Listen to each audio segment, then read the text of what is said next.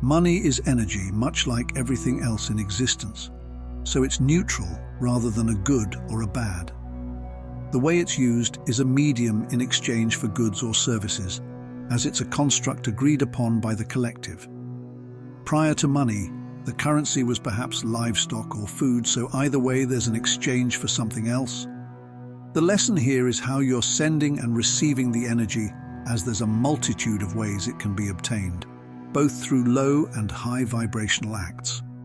Another way to look at it is removing the medium of currency altogether, and how would that impact your choices?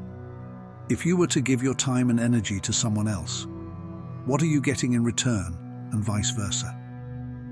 If you were a carpenter and constructed a house for someone who was a cook, the reciprocal was housing for food.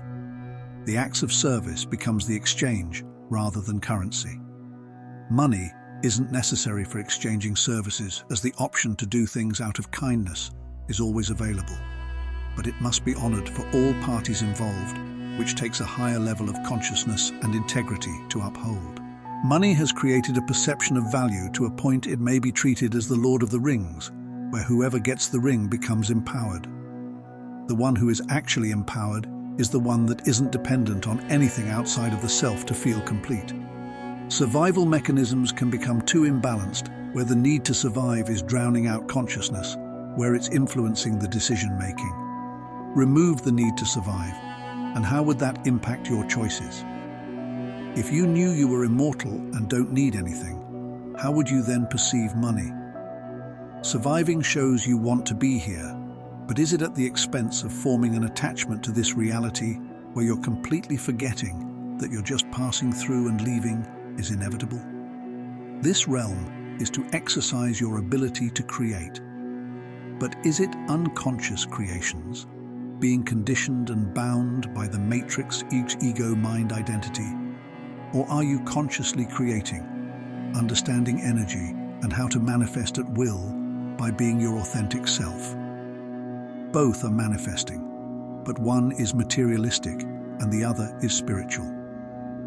There's nothing inherently wrong about manifesting money, but it's the depth of understanding how you're going about it.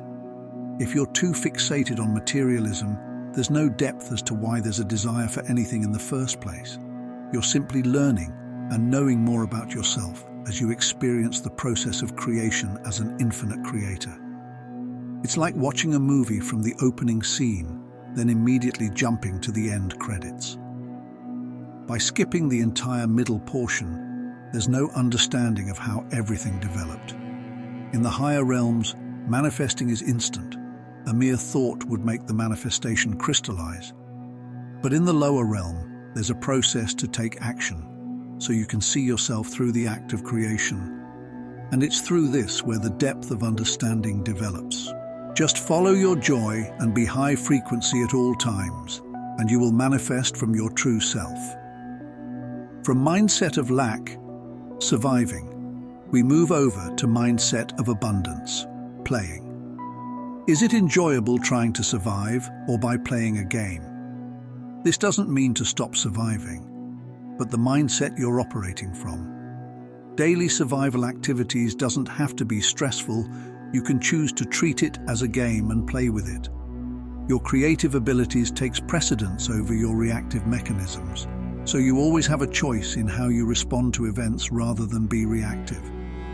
If you're feeling lost, remind yourself, money is just energy, nothing more, nothing less. It is what it is. Don't let it have dominion over you, as it's just another creation. Is the creator enslaved by its creations? Maintain being a creator rather than a consumer reactor to create from your authentic self. Also, a reminder to not judge or compare, as that's the thief of joy. This lifetime is a little bit, but there is totality in each and every one of us, and the totality is only known to the Creator, and not us.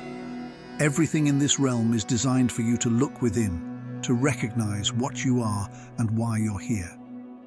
Being enticed by the earthly world is getting more consumed and immersed in the level consciousness you're ascending from. So if you're heading back home, remember the direction you're going in, to not inadvertently go the opposite way. Picture yourself waking up the day you realize the things you've been chasing was a tale. It wasn't real.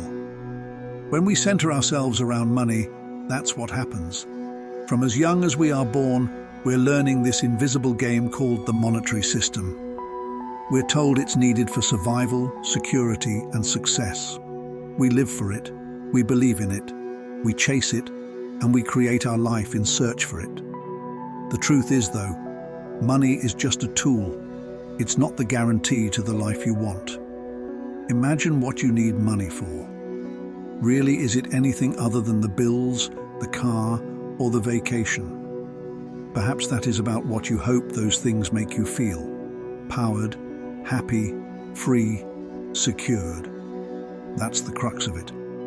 We want to feel things money can bring us, and not the chase itself. The more we focus on what we don't have, the more we hold on to a feeling of lack. I need money, says vibrationally, I don't have enough. That mindset then creates a loop, a self-fulfilling cycle where lack begets lack. Money is not even real in the way we think we know it. That's a human construct. It's a value we placed on by the people both individually and collectively. There's no doubt we've handed it the power to tell us how we are worth, how happy we are, how free we are. It's like being trapped in a cage of ideas. It's invisible, but it's there. It shapes how we think, how we feel, how we act. But here's the good news. You did not need that cage. You can get out of that cage. You do not need to stop using it or earning it. You just have to understand that it's a tool, not a master. The freedom comes from the moment you remove your happiness and your self-worth from tied to money. Living becomes from a place of abundance, not a place of scarcity. Ironically, that's when money tends to flow more freely into your life in the first place. What you see, life isn't about chasing. Chasing creates tension. Think about a cat. If you let it come to you, it will leave. And if you offer something enticing enough, it will come to you if you sit still. Money works the same way. The more you want something, the faster you push it away. However, when you're calm, present, and focused on what truly matters, that is when you have an environment where abundance naturally shows up. What then should you focus on instead? The answer is deceptively simple: yourself. Not in a selfish way, rather in a way that honors your true nature. Instead, focus on raising your consciousness, increasing your awareness, and aligning your heart. Once you shift your energy from lack to love, from fear to faith, you begin to attract everything that you need, including money. Imagine planting a garden. You don't make the seed grow. You just make the perfect environment for the seed to grow. You put water, sunlight, and soil, and then leave things to nature.